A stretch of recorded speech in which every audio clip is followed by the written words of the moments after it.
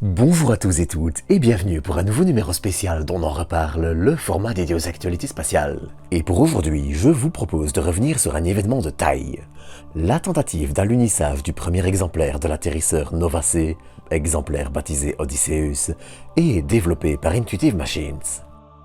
Pour rappel, le petit atterrisseur de près de 2 tonnes avait décollé le 15 février à l'aide d'un lanceur Falcon 9 de SpaceX. Et la suite allait être un sans faute remarquable. L'allumage de son moteur brûlant un mélange de méthane et d'oxygène, une première dans le cas d'une utilisation dans l'espace.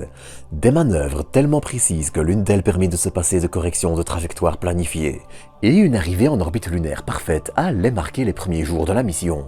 Le tout bien sûr accompagné de magnifiques images de la Terre prises peu après la séparation du second étage du lanceur de SpaceX, que l'on voit d'ailleurs dans certaines d'entre elles, puis de la Lune après sa mise en orbite le 21 février. Mais la partie la plus délicate restait encore à venir. Se poser près du pôle sud lunaire et débuter des observations prévues pour durer 2 semaines. Ainsi, ce 22 février, l'atterrisseur transportant plusieurs charges scientifiques pour la NASA allait donc débuter sa descente vers le sol lunaire. Et les enjeux étaient grands. En cas de réussite, on parle quand même du premier alunissage depuis plus de 50 ans pour les États-Unis, le dernier en date étant Apollo 17 en 1972, du premier atterrisseur commercial à atteindre la Lune, de l'atterrissage le plus proche du pôle sud jamais tenté, le tout avec un moteur cryogénique et au méthane qui plus est, ce qui est aussi une première.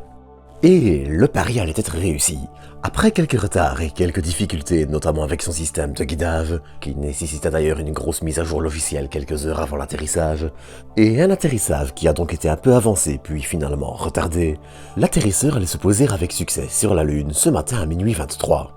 Malgré quelques autres petits soucis pour établir les communications et quelques problèmes de guidage dont je parlais, dans l'ensemble, c'est donc un magnifique succès.